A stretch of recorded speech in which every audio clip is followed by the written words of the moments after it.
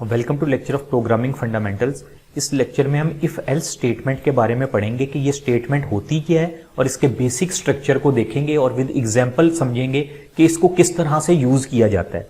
तो सबसे पहले जो इसकी डेफिनेशन है उसमें लिखा हुआ है if the expression is true, यानी हमारी जो भी एक्सप्रेशन होगी अगर तो वो ट्रू होगी। एक्सप्रेशन जिस तरह मैं पहले ही बता चुका हूं वो चीज होती है जिसमें हम ऑपरेटर और ऑपरेंड का यूज करते हैं। यूजुअली हम रिलेशनल ऑपरेटर्स को यूज करते हैं। अगर तो हमारी एक्सप्रेशन ट्रू होगी then the statement block 1 will get executed, else statement block 1 will be skip and statement block 2 will be executed.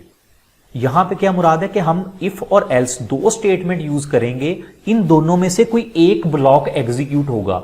ये नहीं होगा कि इफ वाली भी स्टेटमेंट एग्जीक्यूट हो जाए और एल्स वाली भी एग्जीक्यूट हो जाए। किस तरह से मैं एक एग्जांपल से समझाता हूं। ये इसका जनरल सिंटेक्स है। देखें, इफ एक एक्सप्रेशन आ गई उसके बाद और स्टेटमेंट यानी ब्लॉक 1 कि अगर तो ये इफ वाली ट्रू हो जाए तो ये ब्लॉक 1 चलेगा, अगर ये इफ वाली ट्रू नहीं होगी तो इधर आ जाएगा एल्स वाले केस में और फिर ब्लॉक 2 एग्जीक्यूट होगा। ऐसा नहीं होगा इफ एल्स स्टेटमेंट में कि ब्लॉक 1 भी एग्जीक्यूट हो जाए और ब्लॉक 2 भी हो जाए। इसमें से एक ही चीज एग्जीक्यूट होगी, या तो ये एल्स वाला पार्ट चलेगा या ये इफ वाला पार्ट चलेगा।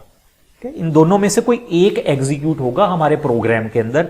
ये बड़ी इंपॉर्टेंट बात है। आपने ये नहीं समझ जाना कि दोनों भी एग्जीक्यूट हो सकते हैं, इफ वाला भी हम चलाएंगे एल्स वाला भी चलाएंगे। यानी जो कंडीशन होगी, दो ही केस हैं, या तो वो कंडीशन ट्रू होगी या कंडीशन फॉल्स होगी। ये तो नहीं हो सकता कि हम कहें कंडीशन ट्रू भी है कंडीशन फॉल्स भी है, यानी उसकी ट्रूथ वैल्यू या तो ट्रू हो सकती है या फॉल्स हो सकती है हमारे पास।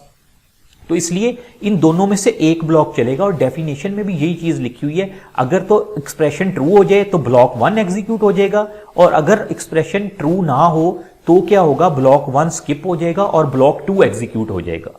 और ये जो करली ब्रेसेस नजर आ रही हैं इनका मैंने आपको कॉन्सेप्ट बता दिया। अगर आप इफ कंडीशन के ट्रू होने पे, इस स्टेटमेंट के ट्रू होने पे आपने ब्लॉक 1 एग्जीक्यूट करवाया, आप चाह रहे हैं इसके साथ कोई 2-3 स्टेटमेंट और भी आप एग्जीक्यूट करवाना चाह रहे हैं, तो जरूरी है आप करली ब्रेसेस को यूज करेंगे। अगर तो एक सिंगल स्टेटमेंट ही आपने एग्जीक्यूट करवानी है ना, जिस तरह यहां पे लिखा सिर्फ एक ब्लॉक 1 लिखा हुआ है कि एक सिंगल कोई स्टेटमेंट होगी, तो फिर आप ब्रेसेस ना भी यूज करें तो कोई इशू नहीं है। लेकिन एक अच्छे प्रोग्रामर के लिए आपके लिए जरूरी है कि इस चीज को अडॉप्ट कर लें, अपनी प्रैक्टिस का हिस्सा बना लें कि आपने जब भी कोई इफ स्टेटमेंट यूज करनी है उसके बाद जो कंडीशन देंगे उस कंडीशन को आप करली ब्रेसेस में लिखें, बेशक वो एक कंडीशन हो या 2 कंडीशन हो।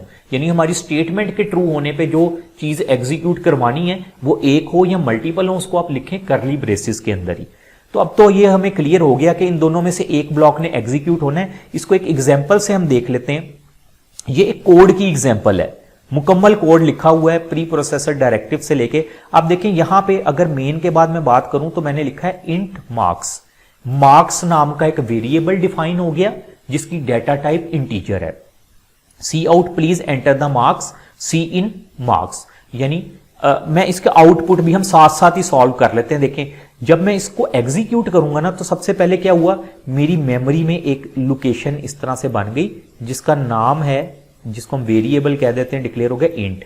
ठीक है, अब सी आउट, मुझे आउटपुट में लिखा नजर आएगा प्लीज एंटर मार्क्स। ये देखें इस तरह से प्लीज एंटर मार्क्स आउटपुट में आएगा।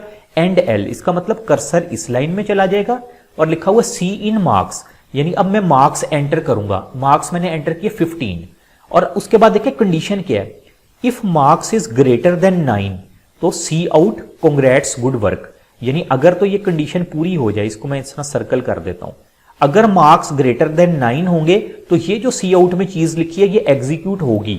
अब देखिए मैंने मार्क्स एंटर किए थे 15, जब मैंने 15 एंटर किया तो कांग्रेट्स गुड वर्क एग्जीक्यूट हो गया और ये जो एल्स वाला पार्ट है ये स्किप हो जाएगा। ये एल्स वाला पार्ट है जिसको मैंने सर्कल किया, ये क्या है, ये स्किप हो गया क्योंकि हम कह चुके हैं दोनों में से एक चलना है। इफ वाला चल गया, एल्स वाला स्किप हो गया, फिर क्या है, मेरा कंट्रोल इस कंडीशन से बाहर आया और उससे बाहर वाला पार्ट क्या था, बाहर वाला मैंने लिखा हुआ सी आउट प्रोग्राम एंड और नीचे पे मेरे पास लिखा आ गया प्रोग्राम एंड। तो इस तरह से होगा। दूसरा केस, एक और केस देखते हैं। देखें, अब मैंने मार्क्स एंटर किए, वही चीज थी, मैंने मार्क्स एंटर किए 8, कंडीशन तो थी कि मार्क्स ग्रेटर देन 9 होने चाहिए। इसका क्या मतलब है, अब ये कंडीशन पूरी नहीं हुई, कंडीशन पूरी नहीं हुई, ये क्रॉस हो गया, यानी ये वाली चीज कंसीडर नहीं होगी। ये जो ऊपर एक सर्कल है, ये वाली इफ वाली पूरी नहीं होगी कंडीशन, तो अब इस केस में क्या होगा, ये वाली चलेगी एल्स वाली कंडीशन। एल्स में क्या लिखा है, सी आउट बैड वर्क, तो ये देखें बैड वर्क नीचे लिखा आ गया। उसके बाद एंड पे लिखा है प्रोग्राम एंड, ये तो चलना ही चलना है, जो हमारी कंडीशन से बाहर चीज है उसने तो उसी तरह से चलना है, वैसे ही प्रोग्राम एंड हमारे पास लिखा आ जाएगा। तो इस एग्जाम्पल में हमने देखा, दोनों तरह से हमने देख लिया कि अगर तो इफ वाली पूरी हो तो क्या एग्जीक्यूट होगा और एल्स वाला हो तो क्या होगा। तो ये चीज ज़हन रखनी है, ज़हन में रखना है कि इनमें से चलनी एक ही स्टेटमेंट है, या तो इफ वाला पोर्शन एग्जीक्यूट होगा या एल्स वाला पोर्शन एग्जीक्यूट होगा, दोनों नहीं एग्जीक्यूट होंगे इफ एल्स स्टेटमेंट के अंदर। Thank you.